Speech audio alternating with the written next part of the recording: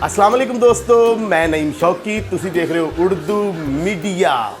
बहुत अच्छा वधिया शो लैके हाजिर हुन्ने आ, वन मैन शो। अच्छा बहुत मज़ा आउंदा। साडे पिंडां थावां 'च शादियां होण ना, जिहड़ा नाई हुंदा ना सब तो पहले ते ओहदा मज़ा वेखण वाला हुंदा। अक्सर नाई जिहड़े हुंदे ना साडे भरा, ਉਹ ਜ਼ਰਦੇ ਦੀ ਦੇਗ 'ਚ ਲੂਣ ਪਾ ਕੇ ਨਾ ਤੇ ਘਰ ਵਾਲਿਆਂ ਨਾਲ ਬਹਿਸ ਕਰਦੇ ਹੁੰਦੇ। ਮੈਂ ਆਖਿਆ ਸੀ ਨਾ ਮੇਰੇ ਅੱਗੋਂ ਮਸਾਲੇ ਚੁੱਕ ਲਓ। ਬਹੁਤ ਸਾਰੇ ਨਾਈ ਤੇ ਬੜੇ ਮਜ਼ੇਦਾਰ ਹੁੰਦੇ ਆ। ਇੱਕ ਨਾਈ ਨੂੰ ਬੁਲਾਇਆ ਇੱਕ ਬੰਦੇ ਨੇ, ਉਹਨੇ ਕਿਹਾ ਯਾਰ ਮੇਰੇ ਮੁੰਡੇ ਦੀ ਸ਼ਾਦੀ ਆ ਤੇ ਵੀਰੇ ਇੰਜ ਦਾ ਖਾਣਾ ਬਣਾ ਕੇ ਪਿੰਡ 'ਚ ਬਹਿ ਜਾ ਹੋ ਜੇ। ਕਹਿੰਦਾ ਚੌਧਰੀ ਜੀ ਤੁਸੀਂ ਫਿਕਰ ਹੀ ਨਾ ਕਰੋ, ਖਾਣਾ ਸਾਡੇ ਵਰਗਾ ਕਿੰਨੇ ਪਕਾਉਣਾ ਜੀ। ਉਹਨੇ ਖਾਣਾ ਛਾਣਾ ਪਕਾਇਆ, ਇੰਜ ਵਲੀਮੇ ਦੀ ਰੋਟੀ ਖੁੱਲੀ ਆ ਤੇ ਲੂਣ ਹੀ ਲੂਣ ਉਹਦੇ 'ਚ। ਉਹ ਘਰ ਵਾਲਾ ਜਿਹੜਾ ਵੀ ਝੂਠਾ ਨਹੀਂ ਪੈ ਰਿਹਾ। ਇੱਕ ਬੰਦੇ ਨੂੰ ਕਹਿੰਦਾ ਵੀਰੇ ਵਲੀਮੇ ਤੇ ਮੇਰਾ 6-7 ਲੱਖ ਰੁਪਈਆ ਲੱਗ ਗਿਆ। ਕਹਿੰਦਾ ਲੱਗ ਗਿਆ ਹੋਣਾ ਚੌਧਰੀ ਜੀ, 3-4 ਲੱਖ ਦਾ ਤੇ ਤੁਹਾਡਾ ਲੂਣ ਹੀ ਲੱਗ ਗਿਆ। ਇੱਕ ਬੰਦੇ ਨੂੰ ਚੌਧਰੀ ਬੁਲਾ ਕੇ ਕਹਿੰਦਾ ਕਾਕਾ ਤੂੰ ਬਹੁਤ ਸਾਰਾ ਮੇਰਾ ਲੰਗਰ ਖਾ ਗਿਆ। ਕਹਿੰਦਾ ਚੌਧਰੀ ਜੀ ਮੈਂ ਬਲੱਡ ਪ੍ਰੈਸ਼ਰ ਦਾ ਮਰੀਜ਼ ਹਾਂ, ਮੈਂ ਕਿੰਨਾ ਕੁ ਖਾ ਲਿਆ ਹੁਣ। ਬਹੁਤ ਸਾਰੇ ਨਾਈ ਨਾ ਮਜ਼ੇਦਾਰ ਹੁੰਦੇ, ਪਹਿਲੇ ਉਹਨਾਂ ਨੂੰ ਵੇਖਣ ਵਾਲਾ ਹੁੰਦਾ ਕਿ ਇਹਨਾਂ ਨੇ ਕਰਨਾ ਕਰਾਉਣਾ ਕੀ ਆ।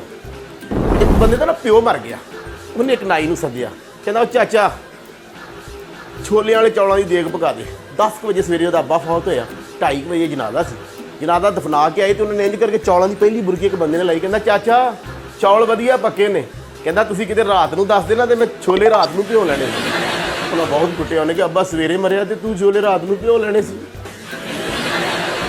ਨਾਈ ਨੂੰ ਇੱਕ ਬੰਦੇ ਨੇ ਬੁਲਾਇਆ, ਕਹਿੰਦਾ ਵੀਰੇ ਨਕਾਤੀ ਨਾ ਕਰਾਈ, 12 ਕਿਲੋ ਚੌਲ ਪਕਾ ਤੇ 12 ਕਿਲੋ ਹੀ ਵਿੱਚ ਕੋਰਮਾ ਪਾ, ਪੈਸੇ ਖੁੱਲੇ ਲੈ, ਲੇਕਿਨ ਸਾਡੀ ਬਿਸਤੀ ਨਹੀਂ ਹੋਣੀ ਚਾਹੀਦੀ। ਉਹ ਇੰਜ ਕਰਕੇ ਦੇਗ ਪਕਾ ਕੇ ਲਿਆਇਆ, ਬੰਦਾ ਵਰਤਾ ਰਿਹਾ, ਵਿੱਚੋਂ ਬੋਟੀ ਕੋਈ ਨਹੀਂ ਨਿਕਲ ਰਹੀ। ਉਹਨੇ ਨਾਈ ਨੂੰ ਬੁਲਾਇਆ, ਕਹਿੰਦਾ ਉਹ ਰਾਹ ਭਾਈ ਇਹ 'ਚੋਂ ਤੇ ਬੋਟੀ ਕੋਈ ਨਹੀਂ ਨਿਕਲ ਰਹੀ। ਤੇ ਅੱਗੋਂ ਸ਼ਰਮਿੰਦਾ ਨਹੀਂ ਹੋਇਆ, ਕਹਿੰਦਾ ਲਓ ਫਿਰ ਮੌਜ ਦਾ ਹੀ ਹੋਇਆ ਜੀ। ਇੱਕ ਮੇਰਾ ਦੋਸਤ ਆ, ਬੜਾ ਚਲਾਕ ਆ, ਮੱਲੇ ਦੀ ਬਹੁਤ ਚਲਾਕ। ਕੋਈ ਬੰਦਾ ਦੇਗ ਲੈ ਕੇ ਆਵੇ ਨਾ ਤੇ ਕੋਲ ਧਮਾਲ ਪਾਉਣ ਲੱਗ ਪੈਂਦਾ।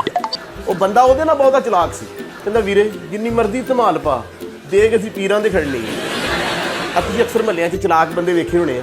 ਕੋਈ ਬੰਦਾ ਕੋਈ ਚੀਜ਼ ਵੰਡ ਰਿਹਾ ਹੋਵੇ ਨਾ ਤੇ ਐਵੇਂ ਸਿਆਣੇ ਬਣੇ ਹੁੰਦੇ, ਭਾਈ ਉਹਨੂੰ ਦਿਓ, ਉਹਨੂੰ ਦਿਓ, ਉਹਨੂੰ ਦਿਓ, ਇੱਧਰ ਆਓ ਹੁਣ ਮੈਨੂੰ ਵੀ ਦਿਓ।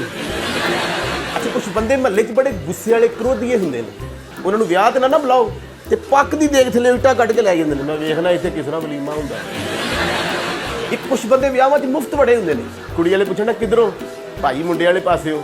ਮੁੰਡੇ ਵਾਲੇ ਪੁੱਛਣਾ ਭਾਈ ਕਿੱਧਰੋਂ, ਵੀਰੇ ਕੁੜੀ ਵਾਲੇ ਪਾਸਿਓ।